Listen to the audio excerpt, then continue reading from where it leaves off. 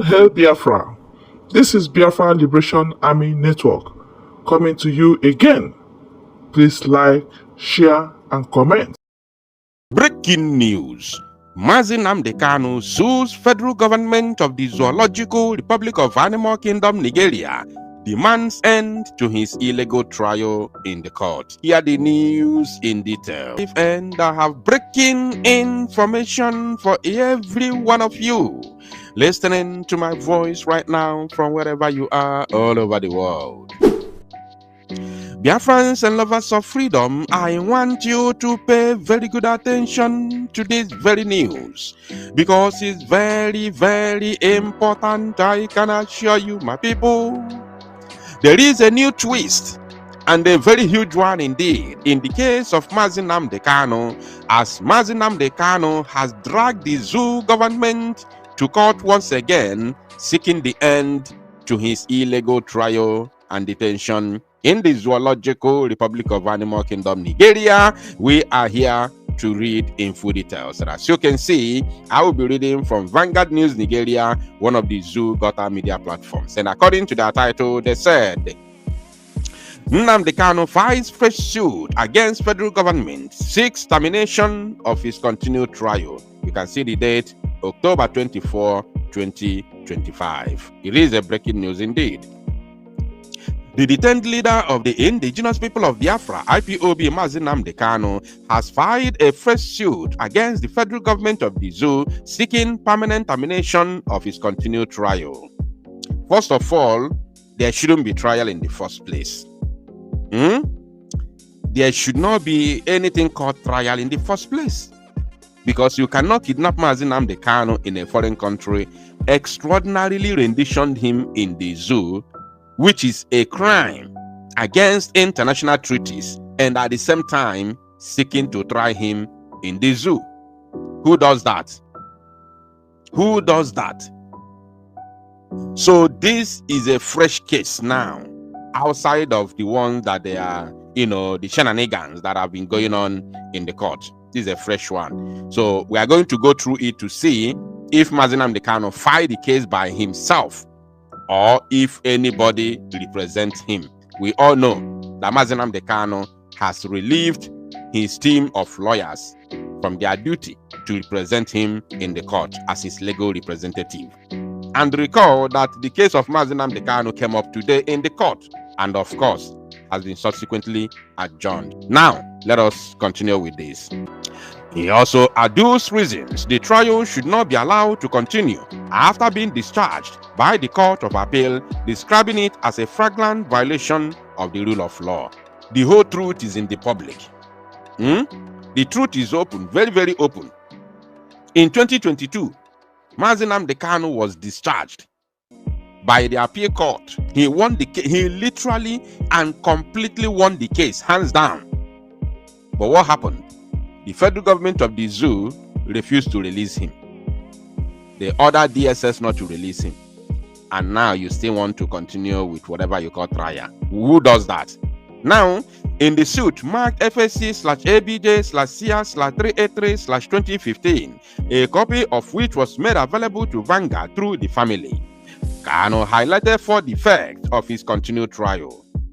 These 4 defects: contempt of appellate authority, failure to take judicial notice of repeal, denial of fair hearing, and reliance on forgery, are all ex facie recording and strike at the root of jurisdiction, the suit read.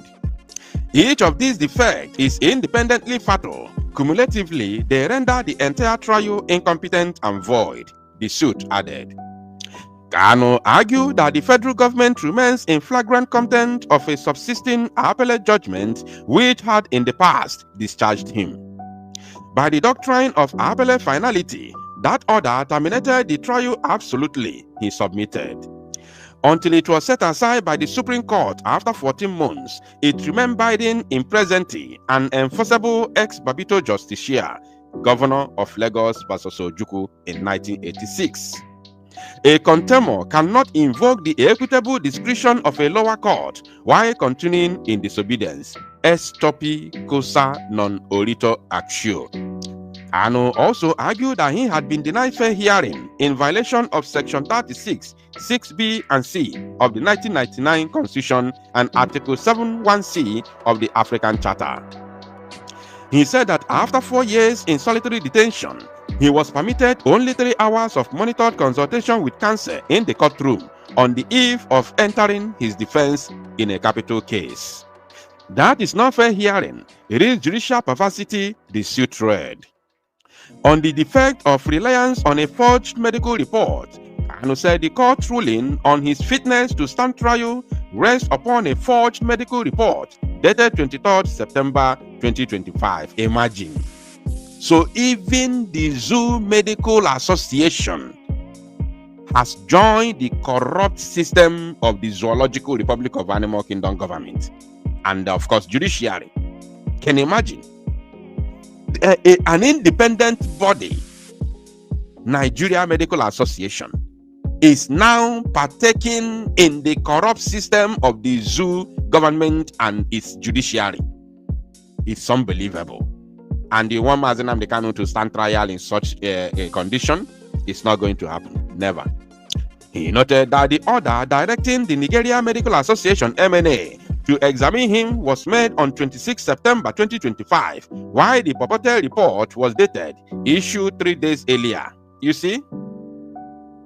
Kanu insisted that no such examination ever occurred, adding that reliance on that fraudulent document vitiates the ruling. Citing Modukolu versus Nkemdelim 1962, Kanu said where any condition precedent to jurisdiction is absent, the entire proceedings are nullity. He therefore urged the court to declare these proceedings void and to terminate the trial forthwith in obedience to the rule of law.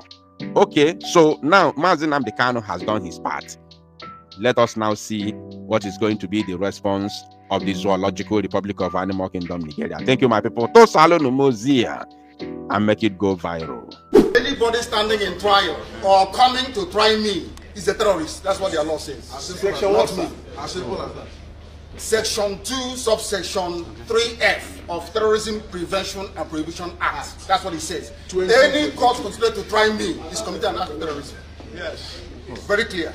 You cannot violate a treaty that Nigeria entered into and then come to try that very person. Is not done anywhere in the world. So you must be aware of that. So that is why there is all these ridiculous delays.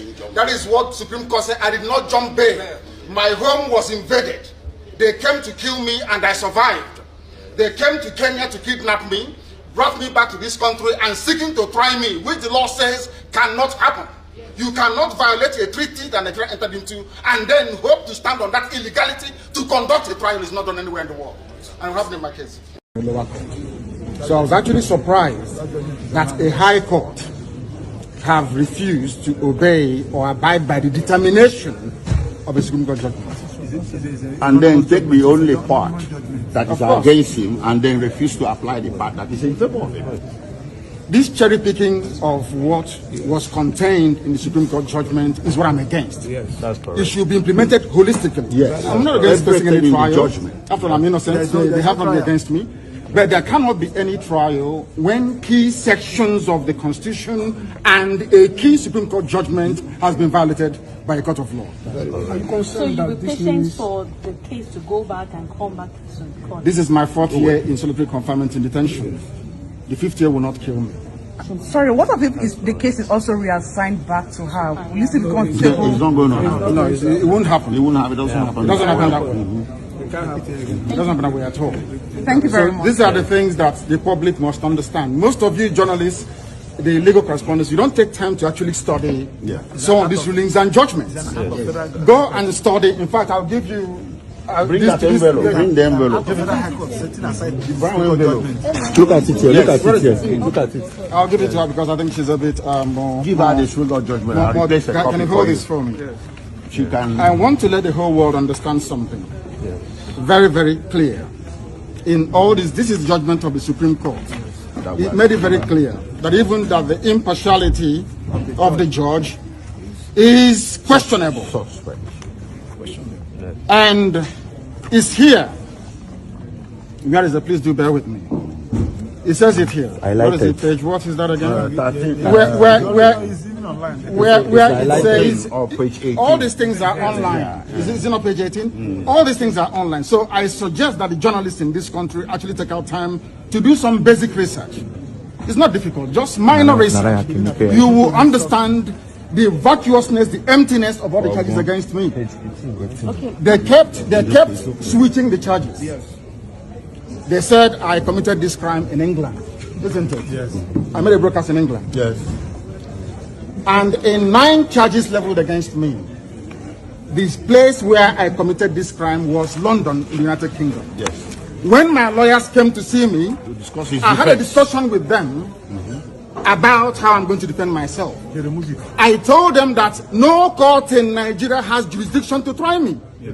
Because since this offense was committed in England, so they said, it's only a UK court that can give a Nigerian court the authority to proceed, isn't it? Based on that, they removed London. Based on that, they now amended the charge again and removed London. Location of the broadcast. Location of the broadcast. Contrary to section 196, 174 of the Terrorism Prevention Act 2022. in violation of their own laws. Violation of their own laws. And you want me to stand trial under such circumstances? Is that possible? Nnamdi Kanu to stand trial where all these shenanigans are going on? It's not possible.